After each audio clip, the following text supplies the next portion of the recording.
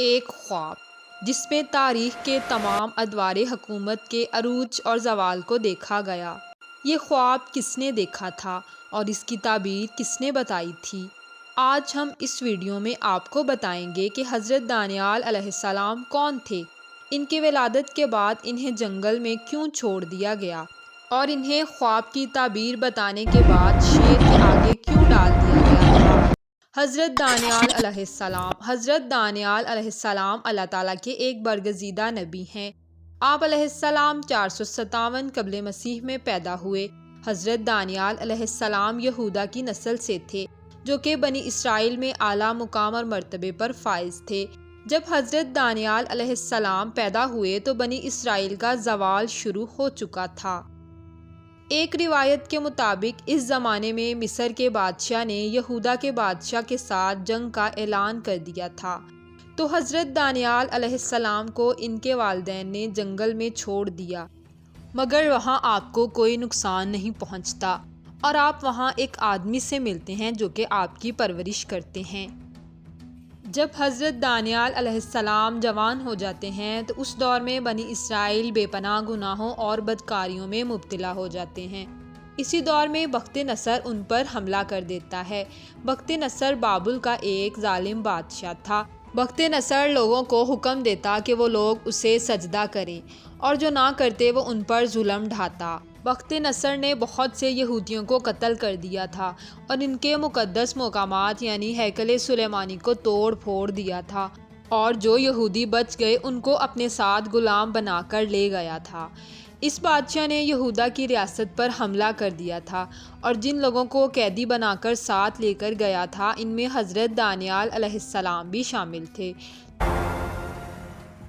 421 قبل مسیح میں اسی بادشاہ بخت نصر نے ایک عجیب و غریب خواب دیکھا، جس میں اس نے ایک بڑا بت دیکھا جس کا سر سونے کا تھا اور درمیانی حصہ چاندی کا تھا۔ دونوں رانیں تانبے کی تھیں اور اس کے پاؤں لوہے کے تھے۔ اس نے دیکھا کہ پہاڑ سے ایک بڑا پتھر اس بت پر گرا اور وہ تباہ و برباد ہو گیا ہے۔ بخت نصر بیدار ہو گیا اور پریشان ہو گیا۔ اس نے اپنی سلطنت سے تمام کاہنوں اور نجومیوں کو بلایا اور اس سے اس خواب کی تعبیر پوچھنے لگا، مگر اس عجیب و غریب خواب کی تعبیر کوئی بھی نہیں بتا سکا۔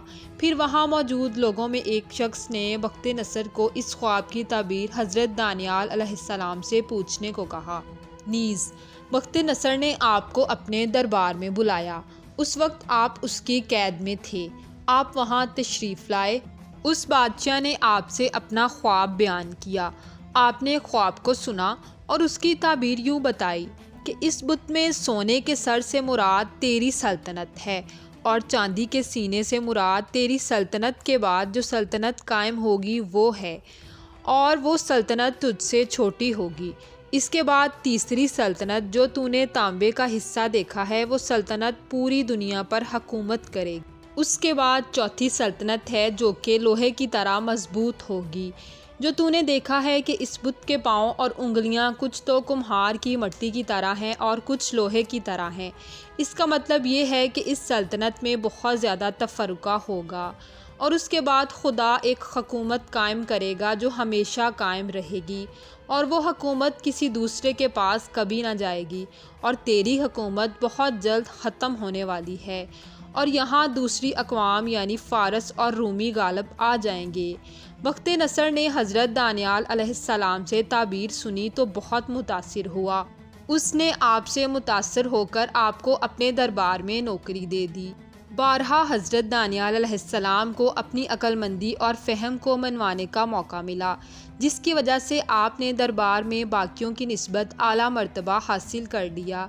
بخت نصر آپ کے سامنے اعلیٰ کھانا اور اعلیٰ شراب پیش کرتا، مگر آپ حرام چیزوں کے قریب بھی نہ جاتے اور سادہ غذا اور پانی پسند کرتے۔ حضرت دانیال علیہ السلام ہر وقت ذکر خداوندی میں مصروف رہتے۔ آپ ہر روز دن میں 3 مرتبہ بیت المقدس کی جانب رخ کر کے بارگاہ خداوندی میں عبادت پیش کرتے۔ 397 قبل مسیح میں بخت نصر کی موت ہو جاتی ہے اور اس کے بعد اس کا بیٹا بالشازر بادشاہ بن جاتا ہے۔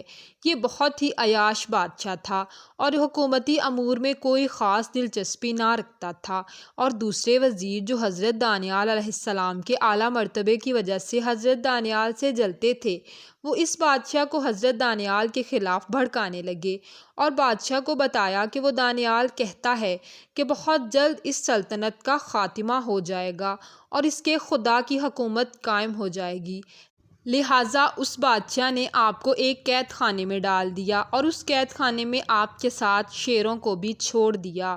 جب حضرت دانیال علیہ السلام نے اس قید خانے میں شیروں کو دیکھا تو آپ نے اللہ کو پکارا۔ اللہ کی کرم نوازی سے شیروں نے آپ کو کوئی نقصان نہیں پہنچایا، اور کچھ روایات میں موجود ہے کہ وہاں قید خانے میں حضرت جبرائیل علیہ السلام نازل ہوئے۔ شیر حضرت جبرائیل علیہ السلام کو دیکھ کر سہم گئے۔ پس جب صبح ہوئی تو ان لوگوں نے دیکھا کہ اس قید خانے میں حضرت دانیال علیہ السلام صحیح سلامت موجود ہیں اور شیر ان کے قریب بیٹھے ہیں۔ وہ لوگ یہ منظر دیکھ کر حیران ہو گئے اور سمجھ گئے کہ آپ کوئی عام انسان نہیں ہیں۔ اس کے بعد بابل کے علاقے پر سائرس نے حملہ کر دیا۔ قرآن مجید کی روشنی میں سائرس حضرت ذوالقرنین علیہ السلام کو کہا گیا ہے۔ سائرس نے قید خانے سے حضرت دانیال کو آزاد کروایا اور اس علاقے میں حکومت قائم کر کے حضرت دانیال علیہ السلام کو اپنا وزیر مقرر کر لیا۔ پس حضرت دانیال علیہ السلام کی بتائی گئی تعبیر کے مطابق سونے کا سر یعنی بابل کی حکومت تھی، اور چاندی کا سینہ یعنی فارس کی حکومت تھی، اور تیسری حکومت یعنی یونان کی حکومت تانبے کی رانوں سے مراد تھا، اور لوہے کی ٹانگوں سے روم کے لوگوں کی سلطنت مراد تھی۔ نیز تمام انبیاء اور پیغمبر علیہم السلام اپنی قوم کے لوگوں کو راہ ہدایت بخشنے کے ساتھ ساتھ یہ بھی بتاتے رہے کہ ان تمام سلطنتوں کے بعد دنیا میں ایک سب سے بڑی سلطنت قائم ہوگی، جو کہ حضرت محمد صلی اللہ علیہ وآلہ وسلم کی سلطنت ہوگی۔ یہ سلطنت عرب سے شروع ہوگی اور پوری دنیا پر قائم ہو جائے گی۔ یہ دنیا کی سب سے عظیم اور انصاف قائم کر دینے والی سلطنت ہوگی، لہٰذا حضرت دانیال علیہ السلام کی تعبیر کے مطابق پانچویں عظیم سلطنت تا قیامت قائم رہے گی۔ پس اس سلطنت کی تجدید حضرت امام محمد مہدی علیہ السلام کے ہاتھوں سے آخری زمانے میں قائم ہوگی، انشاءاللہ۔